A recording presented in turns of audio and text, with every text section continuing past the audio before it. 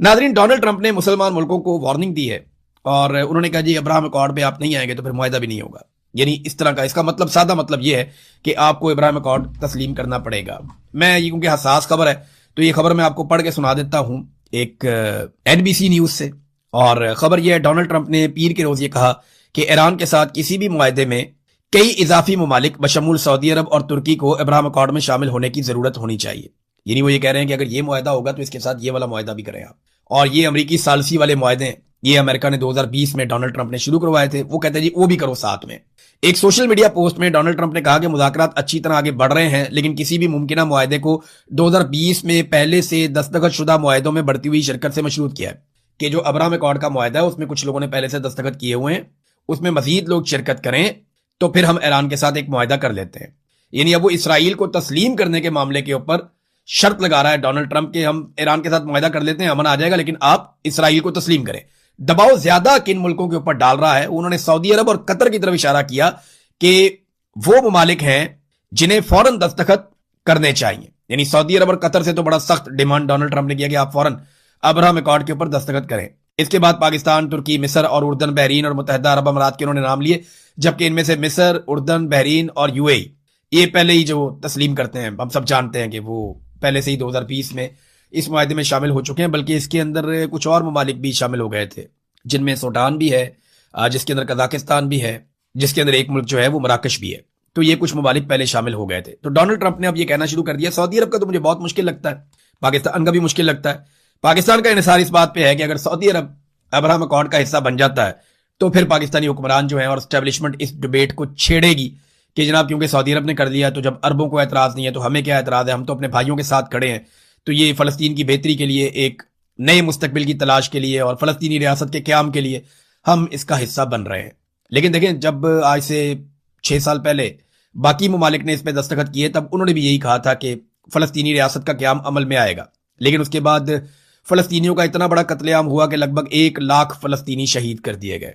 तो इस बात की तो कोई गारंटी नहीं है कि फलस्तीनी रियासत का क्याम अमल में आएगा। लेकिन अगर इस अब्राहम अकॉर्ड के ऊपर दस्तखत हो गए तो फिर उसके बाद इसराइल की जो पोजीशन है वो काफी मजबूत हो जाएगी। और डोनाल्ड ट्रंप ये चाहते भी हैं क्योंकि उनके इसराइल के साथ शानदार ताल्लुकात हैं। इसराइल को कभी भी ऐसा जबरदस्त सदर व्हाइट हाउस में शायद मैसर ना आया हो, और हो सकता है आइंदा भी ना आए, जैसा डोनाल्ड ट्रंप ने उनके लिए खिदमत सर अंजाम दी हैं।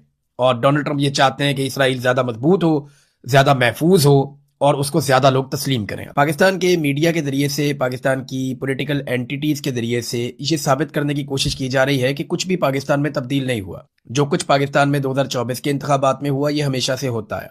जैसा जुल्म, बर्बरियत और तशद्दुद पाकिस्तान की मिलिट्री एस्टेब्लिशमेंट ने किया, ये नॉर्मल चीज है, ये कोई नई चीज नहीं है। दहशतगर्दी पहले भी थी, दहशतगर्दी आज भी है। मईशत के साथ जो इमरान खान के दौर में हुआ वही अभी हुआ। जो सहाफियों के साथ या मीडिया के साथ इमरान खान ने किया, बिल्कुल वही चीजें आज भी हो रही हैं। ये दावा किया जा रहा है और ये एक तासुर दिया जा रहा है, लेकिन फैक्ट्स कुछ और है। हकायक जब मैं आपके सामने रखूंगा, और पहले कई मरतबा रख चुका हूं, जब जब ये प्रोपेगेंडा किया जाता है, देखिए मिलिट्री एस्टेब्लिशमेंट अपने जुल्म को जस्टिफाई तो कर नहीं सकती, तो वो एक तरीका ये निकालते हैं कि वो ये बावर करवाते हैं कि ये जुल्म तो हम हमेशा से कर रहे हैं, तो आज आप क्यों शोर उठा रहे हैं। ये भी एक तरीका वारदात होता है ना। बहुत सारे सहाफी ये कहानी सुनाते हैं कि जनाब नहीं नहीं, इमरान खान के दौर में ये चीज बहुत बुरी थी, नहीं इमरान खान के दौर में तो मीडिया के साथ ये हो गया था, वो हो गया था, हुआ था, लेकिन आप इस दौर के साथ मुवाजना नहीं कर सकते। जमीन आसमान का फर्क हो जाता है। देखें, समझने की बात है।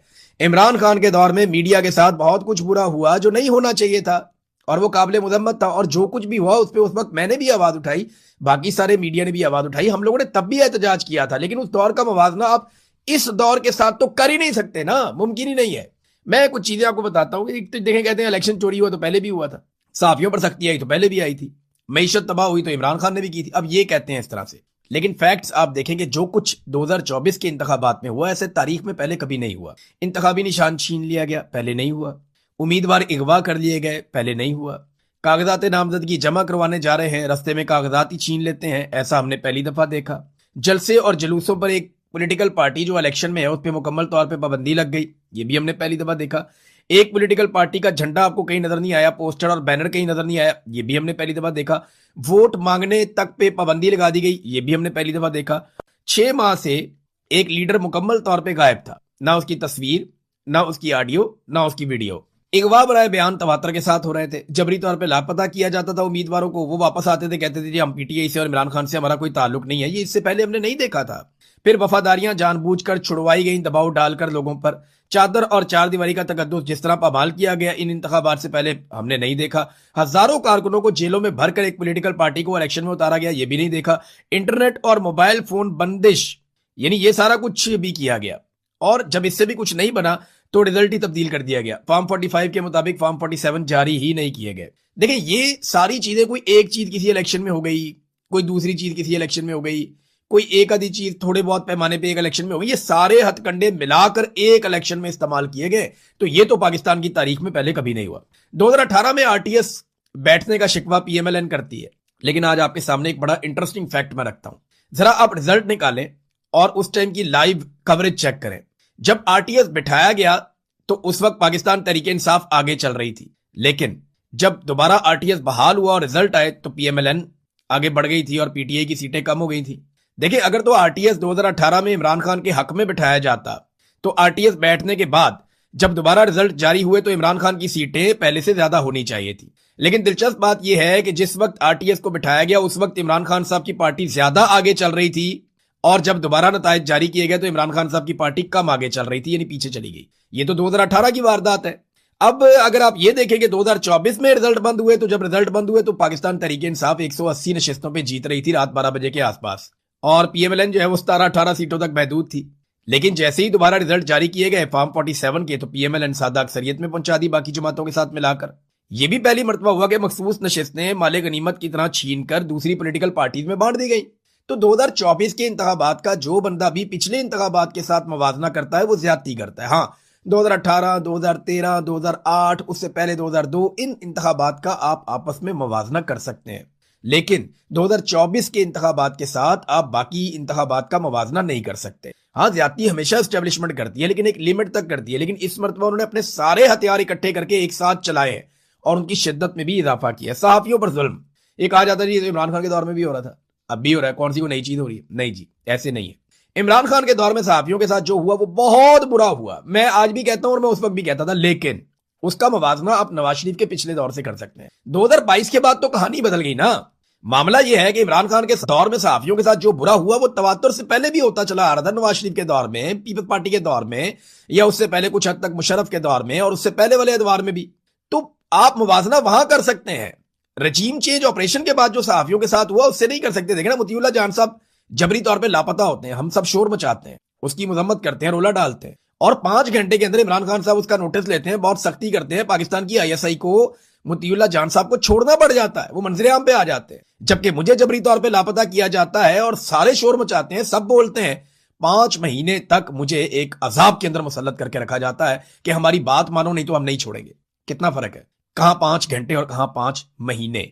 मुतीउल्लाह जान को भी अगर इस दौर में उठाया जाता, अगवा किया जाता, जबरी तौर पे लापता किया जाता, हो सकता है वो 5 महीने क्या 1 साल उनको ना छोड़ते।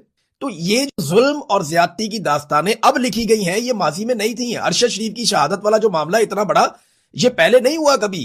सहाफियों के ऊपर इस बड़े पैमाने पर मुकदमा दर्ज नहीं हुए। आज 1 दर्जन से ज्यादा सहाफी पाकिस्तान से बाहर बैठे हुए हैं।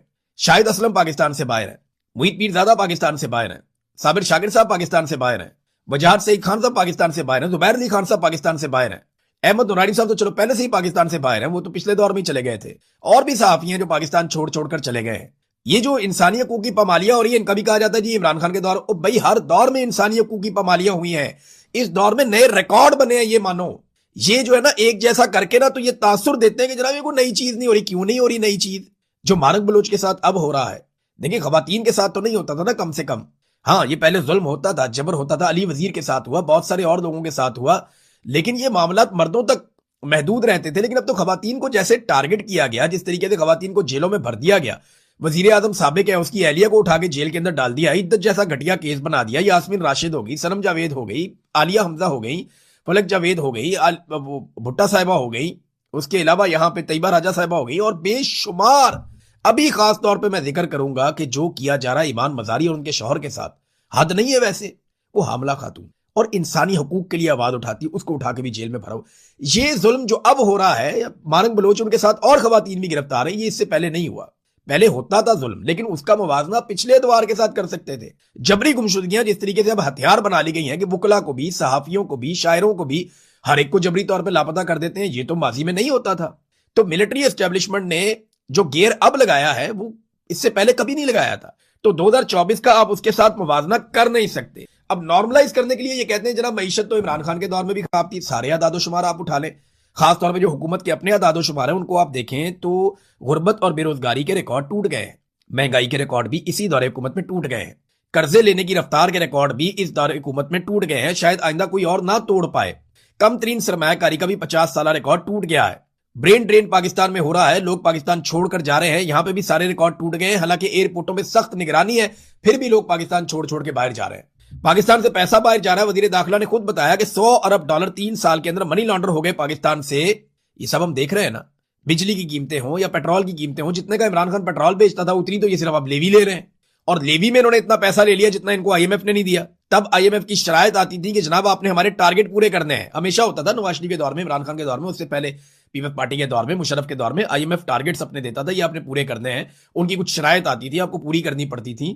लेकिन अब क्या हो रहा है, अब नाजरीन आपका बजट ही आईएमएफ बना रहा है। आपको अप्रूवल हर चीज की उनसे लेनी पड़ती है। वो आते हैं आपके जजों को मिलते हैं, वो आते हैं आपकी ब्यूरोक्रेसी को मिलते हैं, वो आते हैं आपके सिस्टम के अंदर जिस चीज पे चाहते हैं वो मुलाकातें करते हैं, और उसके बाद वो बताते हैं कि आपने बजट क्या बनाना है और क्या नहीं बनाना।